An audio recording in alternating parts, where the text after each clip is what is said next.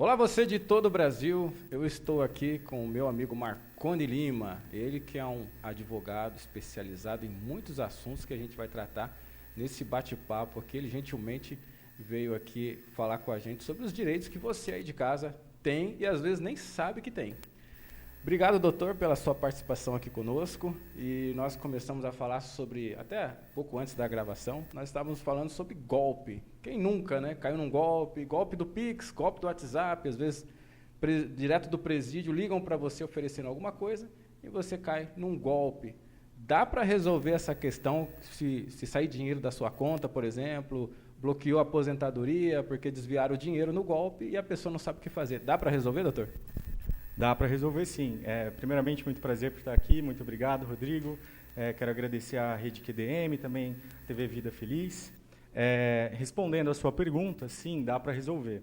Mesmo que você se sinta, foi eu que causei, eu que fui ignorante nesse caso, eu que não me atentei, ainda assim pode ter a responsabilidade do banco. Por quê? Muitas vezes, para ir numa padaria, eles pedem uma biometria facial para que passe, às vezes, R$10, e porque quando vai passar R$10 mil através de um golpista, de alguém tentando cometer um crime contra você, por que o banco autoriza isso? Então, sim, dá para resolver, e tem várias decisões judiciais nesse sentido que pode te prevenir.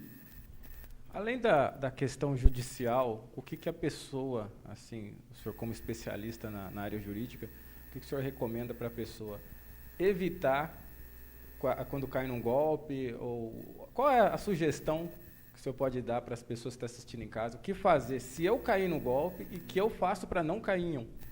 Tá, se você caiu num golpe, a primeira coisa é fazer um boletim de ocorrência, comunicar à instituição bancária sobre o ocorrido, e se o banco não resolver, não te der uma solução de devolução, porque o banco tem a obrigação de te proteger desse tipo de situação. Se eles não fizerem isso, aí sim você pode procurar um escritório de sua confiança para ajuizar uma ação tentando fazer a reparação de danos morais, porque apesar de você perder algo, um dinheiro, que é um dano material, você também sofre com isso. Alguns clientes meus já perderam 10 quilos em uma semana porque não conseguia comer com desespero. Às vezes é uma economia da vida inteira, né, que perde por causa de alguém que aplicou o golpe. E muitas vezes até se passa pelo banco.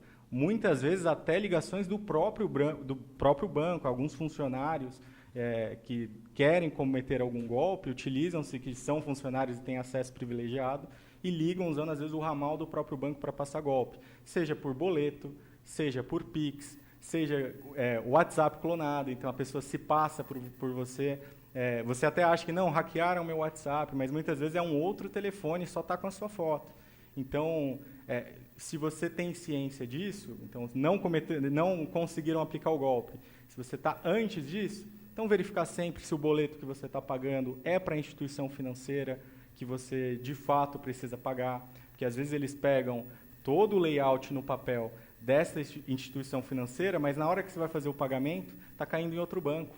Ou seja, eles só pegam a formatação ali, mas está indo para um CPF, que é a pessoa que está aplicando o golpe. Então, essas são as formas que você pode se prevenir, né? Se tem dúvida, ainda mais sendo banco, entre em contato com o banco, né?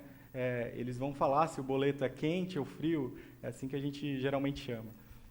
Legal. E se por acaso o banco vir com aquele tema assim, mas isso aí é falha do dono da conta, não é a falha do banco, isso é a responsabilidade do cliente que não prestou atenção e ele caiu num golpe por negligência dele, não falha técnica do banco. Acontece do banco vir com esse argumento também? Eu diria que 100% das vezes o banco vai vir com essa argumentação, e às vezes até a própria pessoa está convencida de que não, eu cometi o erro, eu sou o culpado. Você até pode ter uma parcela de culpa, mas você tem que entender que o banco ele tem a obrigação de proteger você dessas situações. É igual eu falei, por isso que tem a biometria. Às vezes, para valores muito pequenos, eles pedem. E o que garante isso? O STJ, na sua súmula 479, diz que casos desses, que são infortúnitos do banco, falhas de segurança, o banco responde.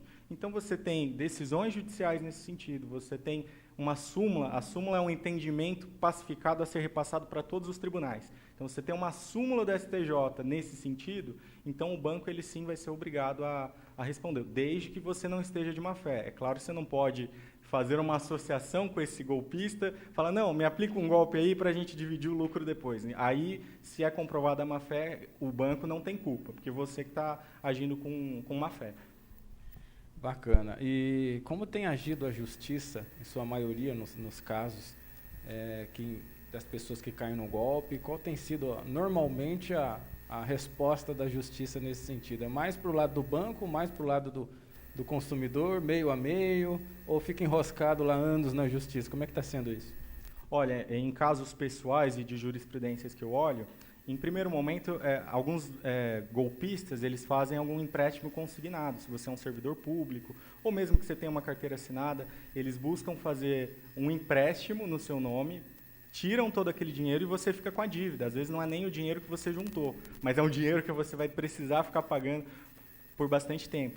O que a gente consegue fazer na justiça? No primeiro momento, fez boletim de ocorrência, passado toda essa parte que é extrajudicial, aí você leva para o juiz, pede liminarmente para que ele suspenda esse contrato e esses descontos, e a justiça, na maioria dos casos, dá, pouquíssimas hipóteses não daria, então, na maioria dos casos, ele tira já essa dívida do seu nome, suspende ela, né, até que se resolva com uma sentença. Num dos meus casos, em primeira instância, infelizmente, o banco o juízo, né, acreditou nessa versão do banco. Então, não, a culpa foi realmente do dono da conta, mas com o recurso a gente conseguiu, com voto unânime, né, na segunda instância, conseguiu reverter isso aí. Essa cliente ganhou uma indenização interessante para suprir esse dano moral que ela sofreu, além de ter cancelado todo esse empréstimo que foi feito no nome dela. Então, eu diria que, na maioria dos casos, é favorável ao consumidor.